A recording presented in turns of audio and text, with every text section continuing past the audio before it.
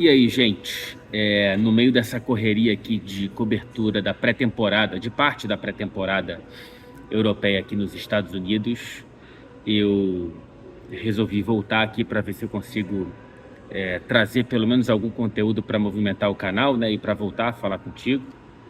Eu sei que eu tenho estado ausente, mas, enfim, a correria daqui vai me mandar em férias, né? Então eu vou ficar sumido do canal mais do que aparecido nas próximas semanas e no próximo mês, mais ou menos. Mas enfim, cá estou para falar de alguns pontos que eu acho que são interessantes do futebol europeu com o qual eu tive ou tenho contato nessa última semana, mais ou menos, de ausência aqui. A começar pela estreia, mesmo que não oficial, do Endrick com a camisa do Real Madrid, que eu acabei de testemunhar em loco, né? Eu tô aqui em Chicago, eu fui pro Soldiers Field, que para quem gosta de NFL, para quem gosta do outro futebol, é a casa do Chicago Bears. Enfim, tô me amarrando nessa cidade aqui e foi muito maneiro conhecer um estádio de outro tipo de futebol, recebendo o meu tipo de futebol e vendo esse dia tão especial pro Endrick, né? Eu durante a vinda para cá, durante o dia de hoje, eu fiquei me lembrando daquele vídeo que acho que foi gravado por um massagista da base do Palmeiras, quando o Endrick tinha 12 anos, ou seja, ontem. E aí, entre as perguntas dos sonhos que o Endrick tinha para uma carreira que ainda era, no máximo, embrionária, uma das perguntas foi qual o clube europeu, e a resposta foi Real Madrid. Então, quando ele fala que é um sonho desde moleque, o ainda moleque, no bom sentido, não tá mentindo, é um sonho realmente que tá gravado aí. E ele hoje entrou em campo como titular, cara. Beleza, é pré-temporada, beleza, não tem... Os principais jogadores do ataque ainda não estão aqui. Mas, cara, ele jogou ali 45 minutos iniciais contra o Milan e realizou o sonho da vida dele, ou pelo menos um dos passos iniciais dessa realização constante, tomara, do sonho da vida dele, que é chegar no Real Madrid, agora jogar pelo Real Madrid, daqui a pouco fazer gol pelo Real Madrid e quem sabe ser campeão, tornar-se ídolo. Vamos ver o que essa estrada traz para o Endrick, uma estrada que eu imagino que seja necessária ter paciência. Eu falo isso muito mais para nós da mídia do que para o Endrick, porque no primeiro obstáculo e na primeira sequência natural dele não ser tão utilizado num setor tão concorrido e ainda mais com a chegada do Mbappé, a gente vai começar a dar pancada, né? Vai começar a trazer questões e inflar mais do que trazer questões, trazer exclamações para questões que deveriam apenas ter interrogações. Mas enfim, hoje foi bonito ver o Endrick com a camisa do Real Madrid. O Endrick que jogou no centro de um trio ofensivo, então tivemos o ensaio do retorno do 4-3-3 do Real Madrid depois de uma temporada muito bem sucedida de ausência. O Endrick no centro, do lado direito o Arda Güler, que também é um cara que eu estou cheio de interesse de ver com mais constância em alguns jogos do Real Madrid nessa temporada. Do outro lado o Brahim Dias, o Modric no meio campo, enfim, foi bonito ver o Endrick fazendo parte desses primeiros brilhos da constelação do Real Madrid nessa temporada. E ele jogou bem, cara. Eu acho que seria muito reducionista, muito raso falar que o Endrick não jogou bem por conta de ele não ter feito gol. Ele praticamente não teve chance, a única chance que ele teve, ele ajudou a construir, mas estava impedido. Teve um lance que ele sofreu um possível pênalti, mas eu entendo o juiz não dar. O que eu mais gostei foi na atitude e nos detalhes. Nos detalhes dos lances do Endrick, ele foi muito bem. Ele foi muito bem, cara. Então, a primeira impressão que ele me dá com a camisa do Real Madrid é de quem está encarando esse sonho com uma naturalidade assustadora e que o Ancelotti gostou muito. Inclusive, o Ancelotti, depois do jogo, disse que é raro encontrar um jogador como o Endrick, ou com as características que o Endrick tem, e o Ancelotti viu um pouquinho de futebol, né? Aliás, nos dois clubes que se enfrentaram hoje, principalmente. Então, foi bonito ver esse primeiro passo do Endrick com a camisa do Real Madrid. Estarei no sábado no El Clásico. Vamos ver se ele é titular mais uma vez ou se ele entra no decorrer da partida. Enfim, vai ser interessante acompanhar os minutos que o Endrick tiver numa temporada. Repito, que a gente não tem que esperar grandes coisas. Se elas vierem, ótimo.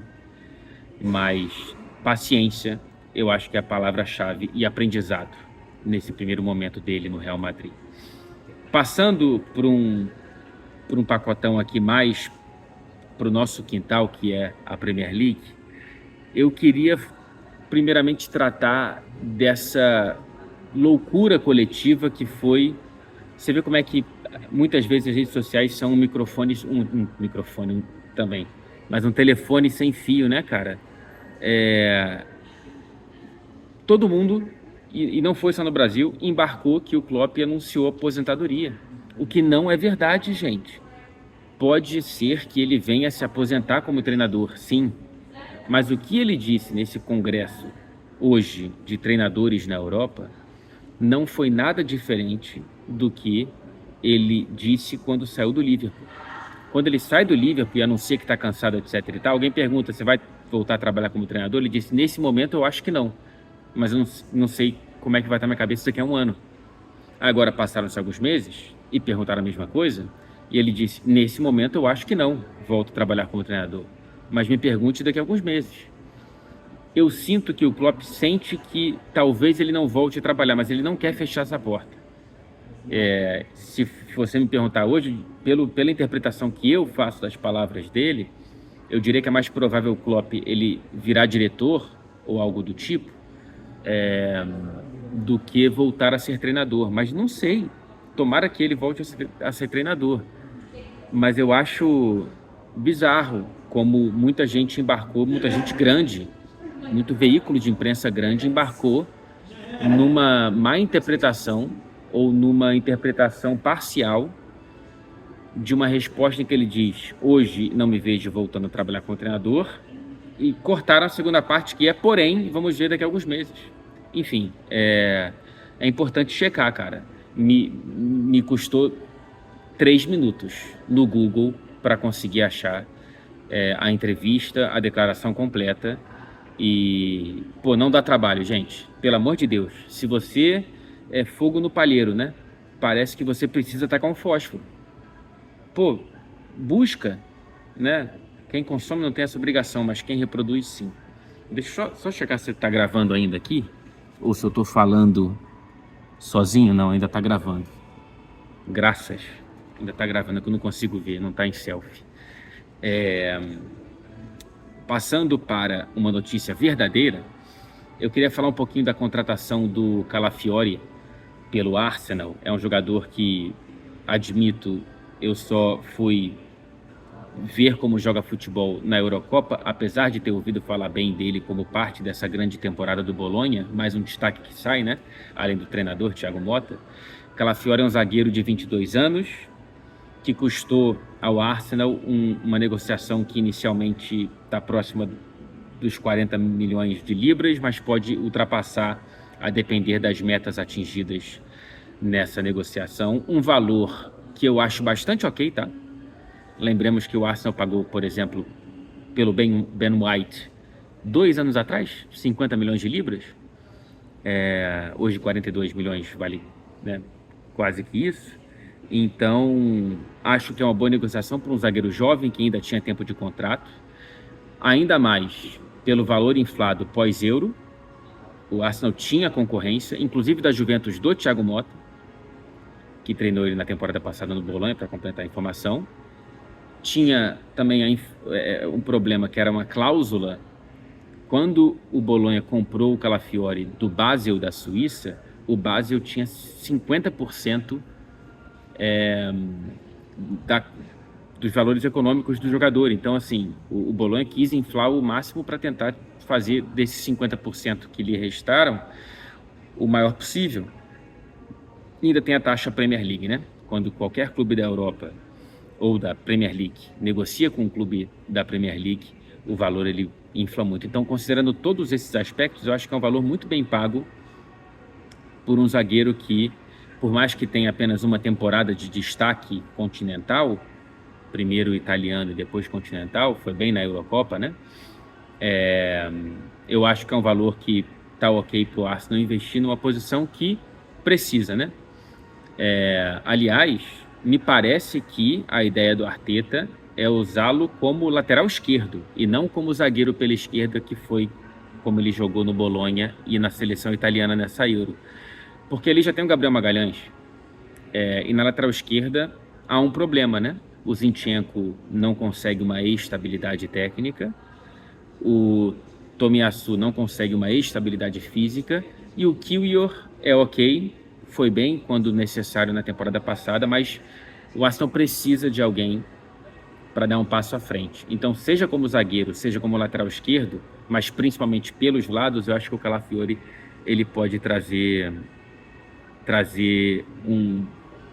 uma qualidade maior para o setor que já tem o Ben White, o Saliba, o Gabriel Magalhães, terá o retorno do Timber.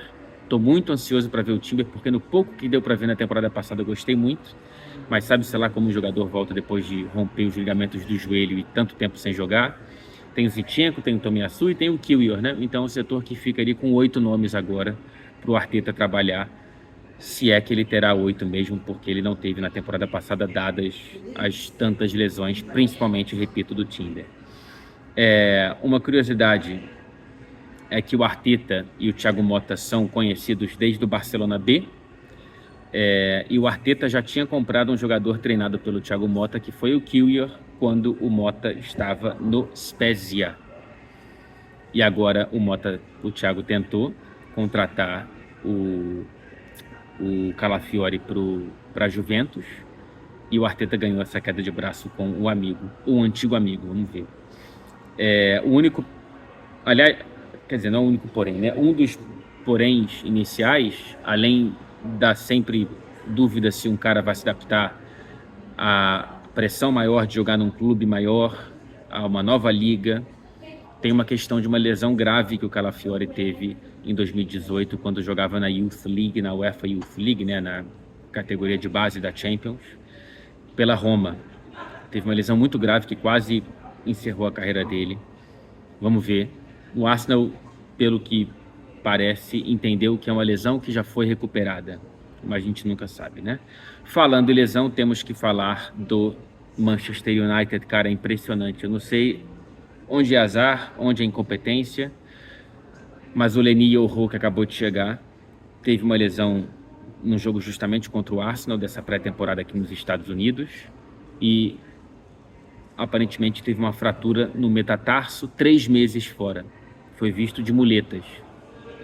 Impressionante, cara. Mais de 60 milhões no zagueiro de 18 anos que vai começar a temporada de molho.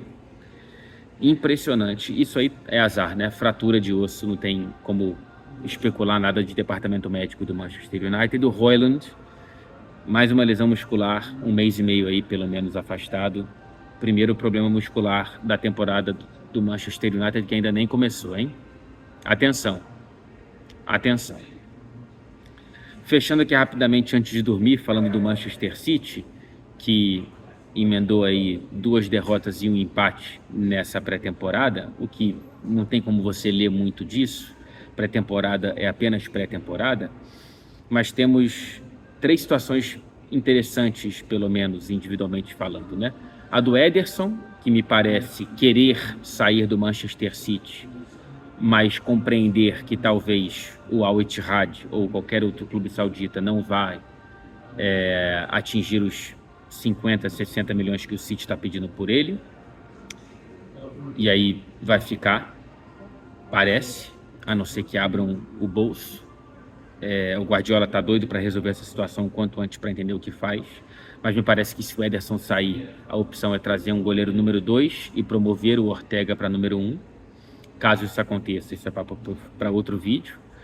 Tem a situação do Julian Álvares, que realmente deu uma moscada de dizer que estava pensativo em relação ao futuro por não jogar os grandes jogos no Manchester City, e é verdade, ele não joga os grandes jogos, ele joga muitas partidas, maior número de partidas na última temporada, 54, à frente do Foden, à frente do Rodri, números muito inflados pelas lesões do Haaland e do Kevin De Bruyne, mas o Álvares não pode exigir muito mais do que isso, até porque na segunda metade da temporada ele caiu o próprio nível técnico, e não acho que ele, naquele momento dos grandes jogos, ele tenha tido condições de pleitear uma posição no time titular, porque ele mesmo não estava bem. Mas se ele quer jogar grandes jogos, imagino que ou ele tem que melhorar muito, ou ele tem que sair para um clube que lhe dê chances, mas que participe desses grandes jogos, né? O que não é tão fácil de você achar no mercado. O Guardiola ficou irritadíssimo com o Álvares, que depois veio, não é bem assim o que eu quis dizer, vamos ver como é que vai ser quando ele voltar dos Jogos Olímpicos, já prestes a voltar para a seleção argentina, porque ele deve voltar ao City depois das férias, em setembro, o que já é próximo da primeira data FIFA da próxima temporada. É um problema de calendário, inclusive o Álvares vai terminar a temporada passada, que ainda está corrente para ele, com mais de 70 jogos, o que é uma loucura. A gente sabe que estourou o Pedri no Barcelona, né? Emendar temporada, Euro e Olimpíadas, enfim.